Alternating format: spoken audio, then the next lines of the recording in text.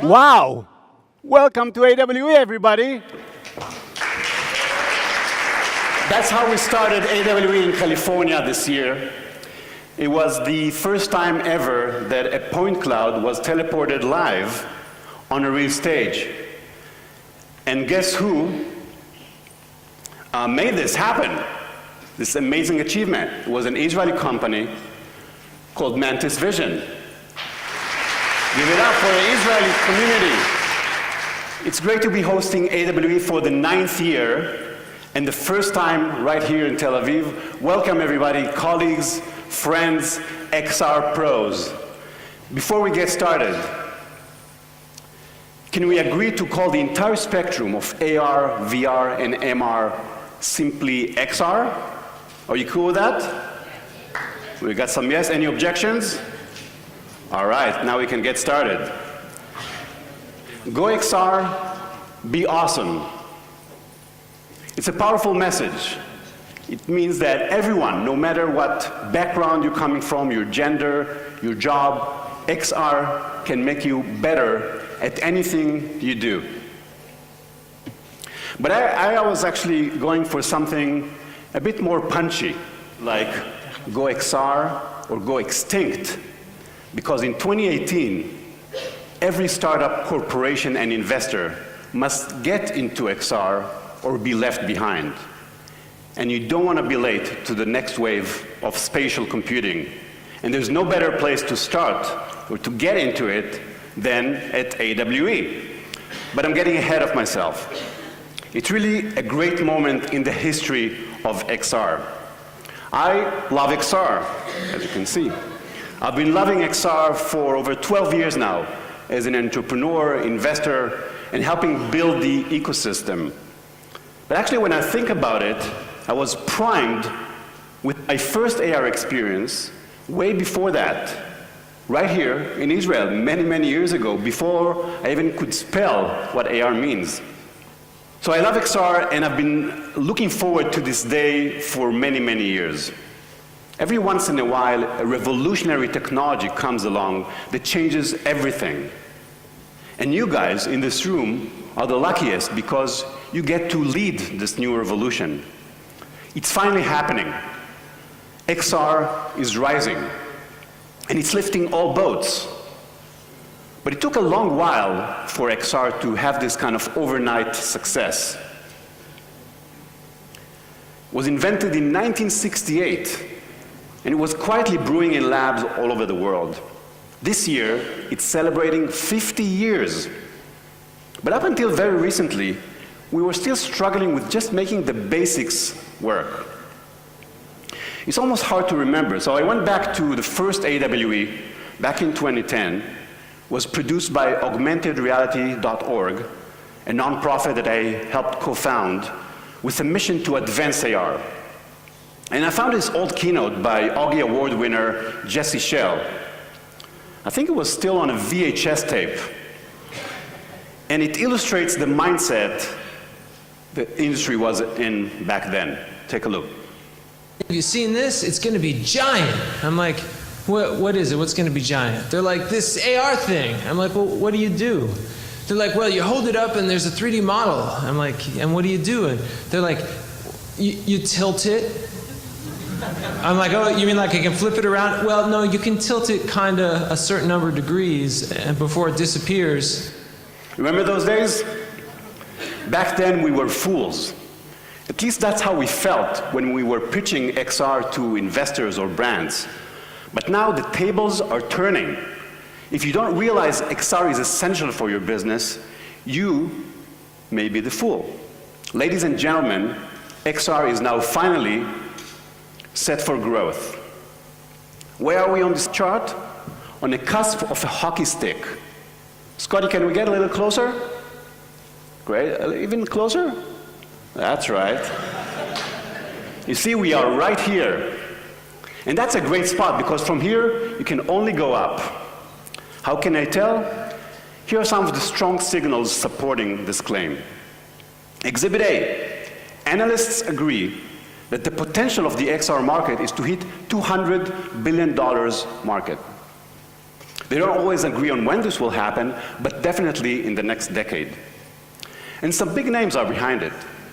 DG Capital, which is AWE's analytics partner, looks at 5 years out and have strong evidence that we'll cross the $100 billion as early as 2022. After my talk, Tim Morrell, which is here with us, will dig into more numbers and help you uncover more opportunities in this market. Exhibit B. Everyone knows XR. At this point, everyone has heard about AR and VR. They may not necessarily know how it's going to impact their life or how important it is, but the awareness is at an all-time high. Millions are using VR, but how many are using AR? According to Artillery's survey, 1/3 of all mobile users have tried AR. And out of this group, over 3/4 are actually monthly active users. There's still a lot of people to convince that they should try it, but early next year, we expect to hit 1 billion XR users in the world. And that's an amazing install base to work with. And even without mobile, if you just look at the install base of headsets, it's also on a major growth curve.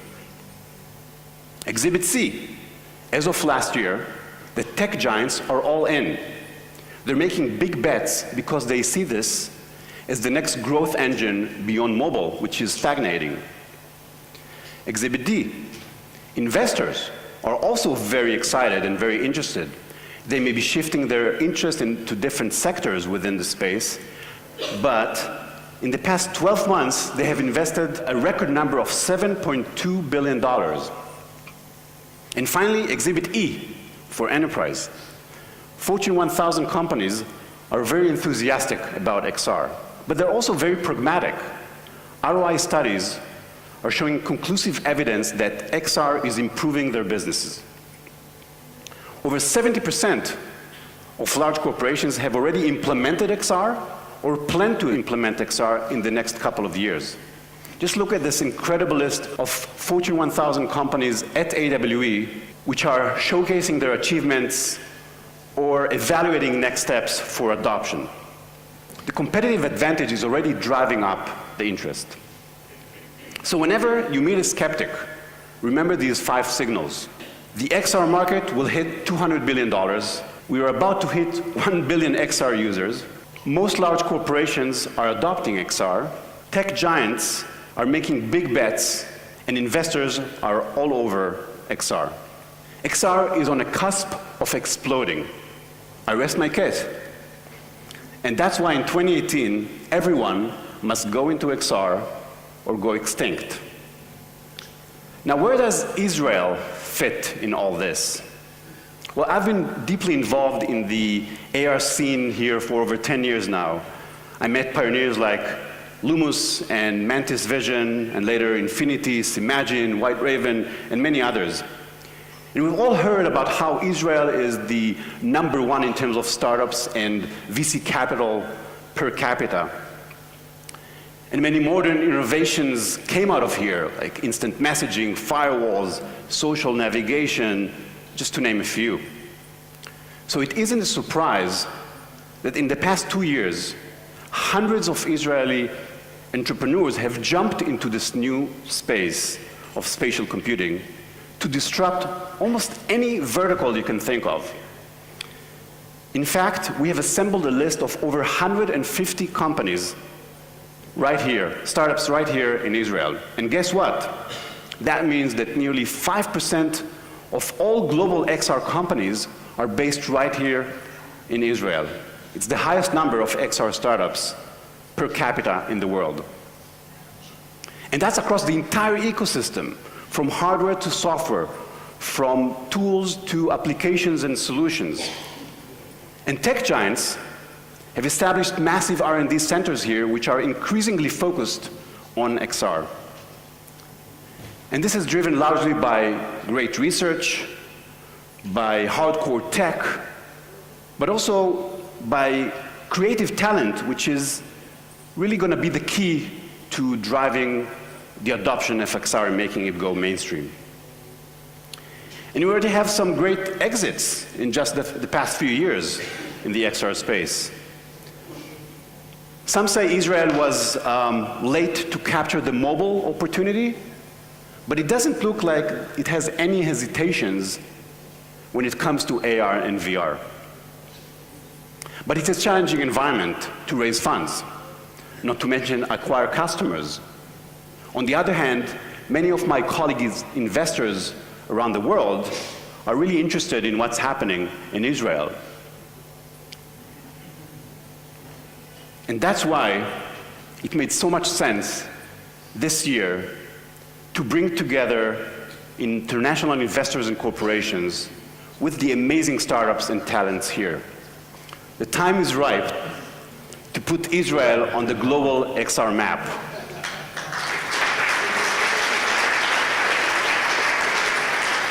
So today I declare the Startup Nation is on its way to becoming the XR Nation. Are you guys with me? Tel Aviv ready to play? All right. We are headed to the inevitable inflection point where more headsets are sold than smartphones. And the question on everyone's mind is, when will smart glasses be ready for mainstream?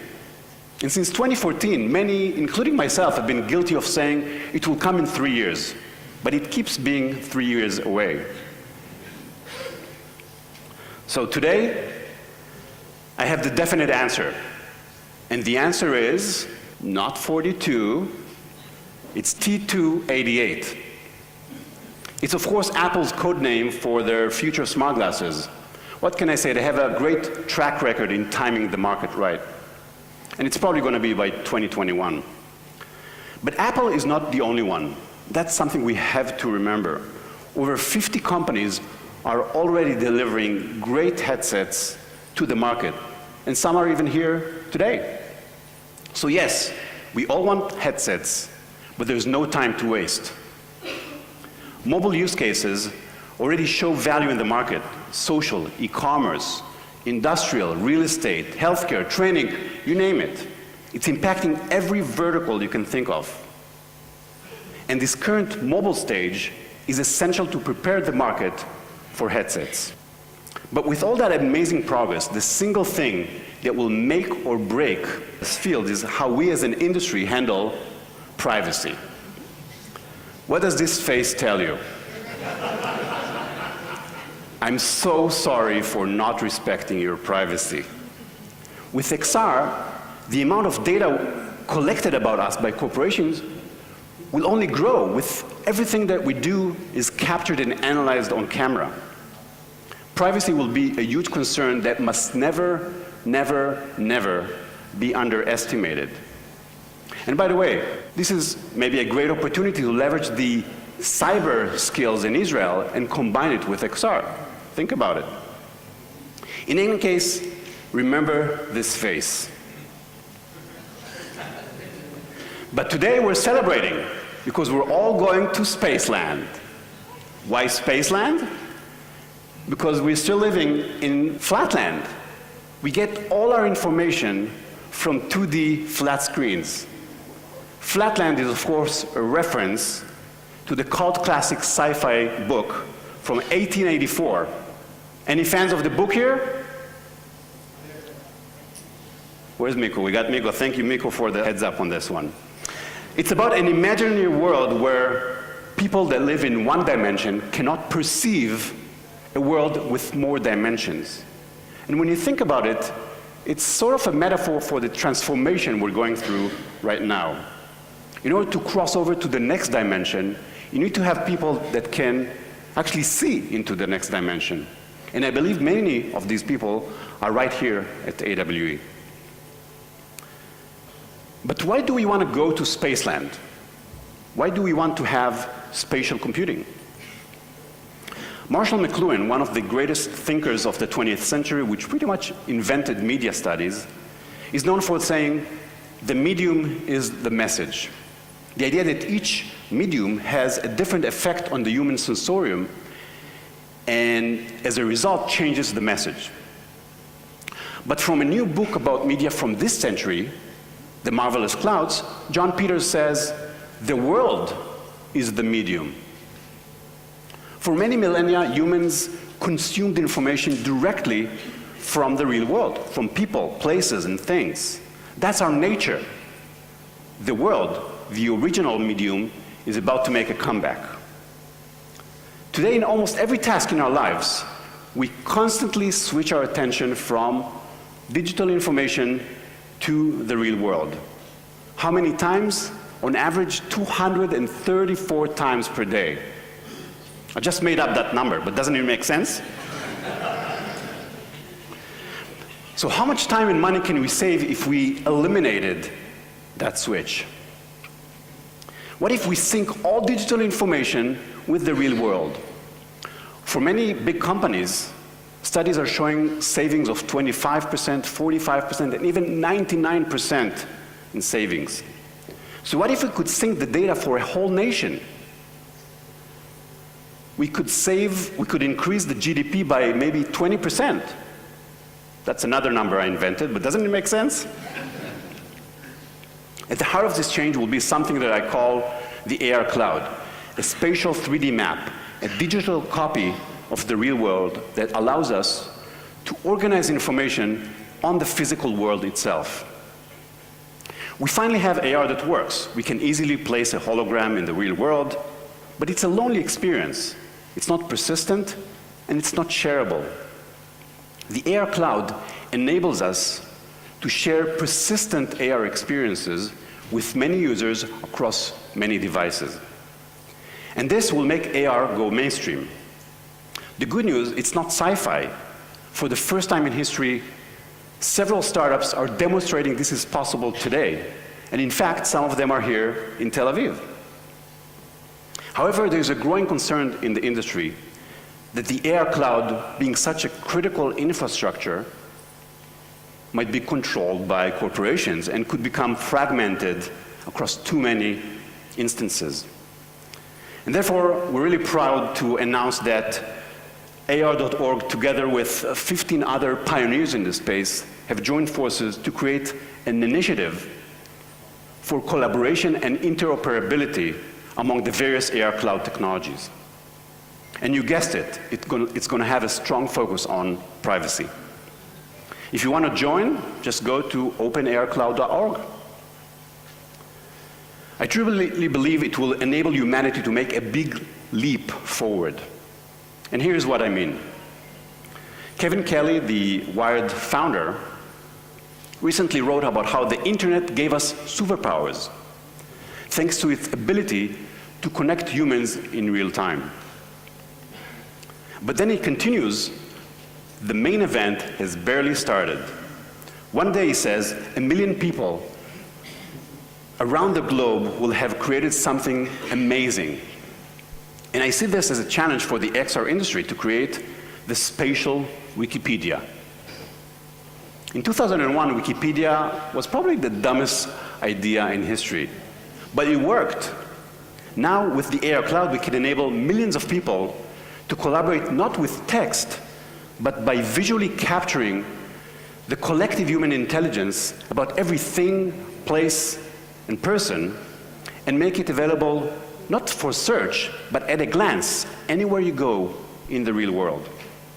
What do you say? Are you up for creating the spatial Wikipedia? Anyone taking up the challenge? See some hands, all right. But what would spatial computing world really look like? Can you visualize how things are going to look like, how we're going to interact with the world? Let's go back to Jesse Schell in 2010. Oh, here we are, ARE 2010. What is ARE 2020 going to be like, right? We're going to build some stuff we don't even know. This is right. We don't even know, and that's why it's so exciting. That's why we're gathered together here at AWE to start kind of visualizing and getting a hint or a glance into how this new world is going to look like. AWE is seeing exponential growth to well over 10,000 attendees this year across 3 continents, and it's another indication of the growth that we should expect in this industry. We now also support monthly meetups that we call AWE Nights, or On-Nights, in 10 cities around the world that are now joining this global community on an ongoing basis. and including, as of this month, I'm glad to announce that we have AWE Tel Aviv, thanks to Omri. Give it up.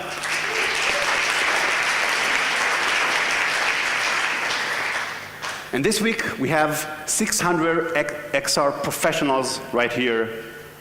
Our audience is typically split between startups and corporations for a perfect match, with investors and media to amplify the impact. And today, it's really about bringing together startups with international investors and corporations. Our agenda today will give you a taste for each one of those segments in the audience. We'll start on the main stage with some overview of the market, and then what's happening in the enterprise, the consumer space. In the afternoon, we're going to split into a developer and designer track, and then we're going to bring together investors and startups in B2B sessions, as well as pitches, and the pitches will actually result in selecting a startup to watch that will receive the AWE Award this afternoon. Of course, the Expo will be open throughout the day from 11 to 6, so make sure to check out these incredible demos out there. So now that the tech is good enough to take XR to the mainstream, it's all about creating XR experiences. So what we need now is three things: creators, creators, and creators. And here's my message to you creators. Ask not what XR can do for you, ask how you can build XR experiences to make the world a better place. And it starts right here, with awesome exhibitors that are showing great innovation in our industry. Give it up for our exhibitors. And how about our partners, which help spread the world? And we have 35 amazing speakers for you today. Give it up for our speakers.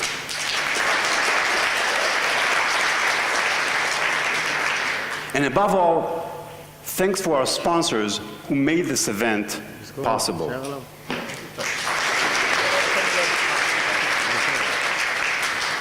And finally, put your hands together one more time for the team that put this event together. Give it up for Super Ventures, Premium, Oren Schneerson.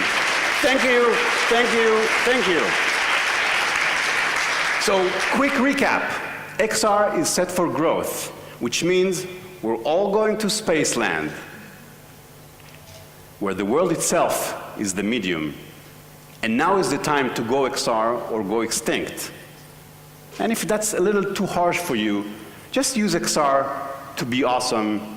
And let's put Israel on the XR map. Thank you very much. Have a great show.